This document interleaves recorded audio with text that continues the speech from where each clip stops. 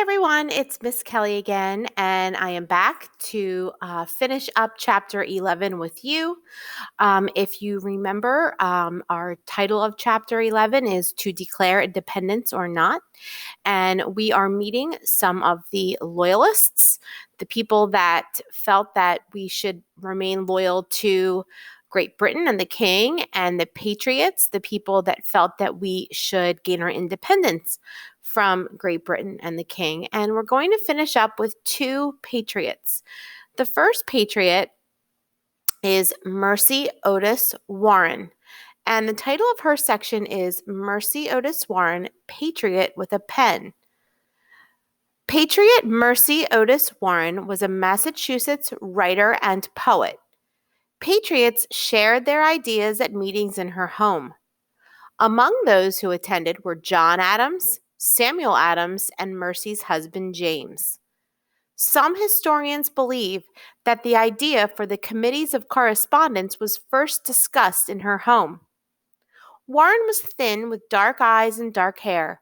She was very religious and cautioned her friends against wearing the latest fashions, as she felt that doing so would offend God. Even when she was young, Warren loved reading, writing, and discussing politics. She became upset by Great Britain's harsh treatment of the colonies. She felt that taxes were too high. In both her writings and discussions, Warren made several arguments in favor of independence. She believed that British laws and taxes were unfair since families in the colonies had a hard time earning enough money to pay for expensive British goods. Therefore, the colonies would be better off with their own government. Warren also showed that women had a duty to speak out against Great Britain. And while she thought that women did not have the strength to fight on the battlefields, their minds could be quite powerful. She believed that women should have the same choices as men to get an education and to take an active role in politics. Warren expressed her ideas through her writing. Two of her plays cleverly attacked loyalists, such as Thomas Hutchinson. Remember, we met him before. Her writings helped to encourage many people in Massachusetts to become patriots. So let's take a look down here. It says, check all of the true statements about Mercy Otis Warren. So let's take a look at these statements and we'll decide if they are true or false. She believed that women had a duty to speak out against Great Britain. Well, right here, use our little highlighting tool. Warren also showed that women had a duty to speak out against Great Britain. So that is true. B, she favored independence from Britain. Well, right here it says, therefore, the colonies would be better off with their own government. That is another way of saying independence. So she did believe that the colonies should be independent from Britain. Her plays cleverly attacked patriots such as Benjamin Franklin. Well, right here it says that her plays attacked loyalists, not patriots. So that one is not true.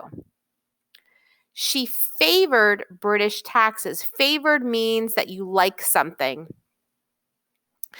And in this paragraph, it talks about how she believed that British laws and taxes were unfair. So I would say that that is not favoring taxes. So that one is also not true. And the last one says she was a great writer and poet. All the way at the beginning, if you remember, she was a writer and poet. And that is why this section is titled Patriot with a Pen, because she did not have to use a gun like the men that were fighting against the British soldiers, but she could fight or stand up for independence using her words. So that one is true. So let's check our answers. We got them all correct. So now we're going to meet one last patriot. And that patriot is a man named Samuel Adams. So here we have Samuel Adams, dedicated patriot.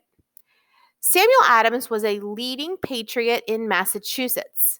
Adams believed that the British were harsh and unfair rulers, so he called on the colonies to fight for their independence. Adams was always interested in politics. He went to Harvard University in Massachusetts. There, he wrote a paper on people's right to fight against unfair government.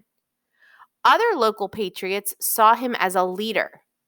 By the mid 1760s, he was a full-time politician. Adams was born into a wealthy Boston family, but he did not always manage his money wisely. When he began his life as a politician, his friends had to buy him a new suit, a wig, and other clothing many politicians wore at that time because he did not have the money to buy them. Adams was devoted to politics. He was a dramatic speaker and a persuasive writer. He was a master at using these talents to gain public support. His enemies called him a troublemaker. Adams argued for independence by writing newspaper articles. He also gave speeches and frequently spoke at town meetings. Adams believed that colonists should not have to pay the high taxes on British goods. He also said it was unfair that the king chose governors for the colonies. The colonists, he argued, should be able to elect their own governors. Adams also thought that the colonists should have the power to change unfair laws. If Great Britain refused to give them this power, then they should become a separate country. In 1765, Adams helped organize a group called the Sons of Liberty. The Sons were a secret group of patriots who encouraged colonists to disobey laws like the Stamp Act. In 1773, Adams and the Sons organized the Boston Tea Party to protest British taxes on tea. Adams also helped to set up the Committees of Correspondence. These groups were created so that the colonies could share ideas and information with one another. They also helped patriots share news and plans with one another. Patriots like Samuel Adams continued debating with Loyalists over whether or not the colonies should declare independence from Great Britain. Before long, these patriots were working day and night to help the colonies win their independence. So let's take a look and see if we can find some true statements about Samuel Adams. He was always a wealthy man. I do not believe that is true because if you remember, when he first got started in politics, it did say that he did not have the money to buy certain items, certain things that he needed. So he was not always a wealthy man. He helped set up the Committees of Correspondence. Right here, Adams also helped to set up the Committees of Correspondence, so that one is true. He helped organize the Sons of Liberty and led the Boston Tea Party. That is also true. He was a dramatic speaker and persuasive writer. Those are both true also.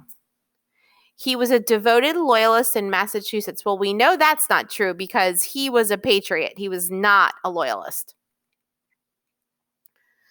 And we got them all right.